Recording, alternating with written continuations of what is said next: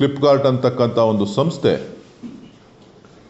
₹1ಗೆ 1 litre ಹಾಲು ಕೊಡ್ತಕ್ಕಂಥ ರೈತ ಸಮುದಾಯವನ್ನು ಧ್ವಂಸ ಮಾಡ್ತಕ್ಕಂಥ ಒಂದು ಕೃತ್ಯಕ್ಕೆ ಕೈ ಹಾಕಿದೆ.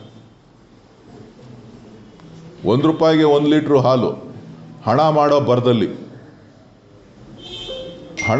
ಬರದಲ್ಲಿ ರೈತರ ಕುಲಕ್ಕೆ ಬೆಂಕಿ ಇಡುವಂಥ ಕೆಲಸವನ್ನು ಮಾಡ್ತಾ ಇದ್ದಾರೆ ಕೇಂದ್ರ ಸರ್ಕಾರ ಮತ್ತು ರಾಜ್ಯ ಸರ್ಕಾರ.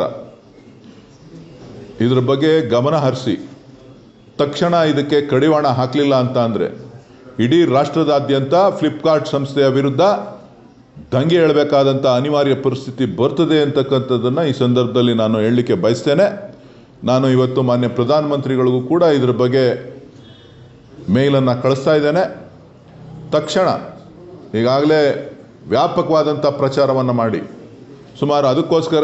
ಪ್ರಚಾರಕ್ಕೋಸ್ಕರ ಸುಮಾರು 2,000 ಕೋಟಿ ರೂಪಾಯಿ ಹಣವನ್ನು ವೆಚ್ಚ ಮಾಡ್ತಾ ಇದ್ದಾರೆ.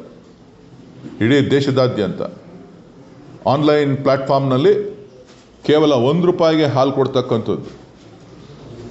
ಇದು ಅವರು ಮಾರ್ಕೆಟ್ ಶೇರ್ನ ಪಡಿಬೇಕು ಅನ್ನೋ ದೃಷ್ಟಿಯಿಂದ, ಕಾಂಪಿಟೇಷನ್ ಮಾಡಬೇಕು ಅನ್ನೋ ದೃಷ್ಟಿಯಿಂದ ಇವತ್ತು ಮಾಡ್ತಾ ಇರ್ತಕ್ಕಂಥದ್ದು ಇಡೀ ರೈತ ಸಮುದಾಯಕ್ಕೆ ಎಲ್ಲೋ ಒಂದು ಕಡೆ ಹೊಡೆತ ಬೀಳ್ತದೆ.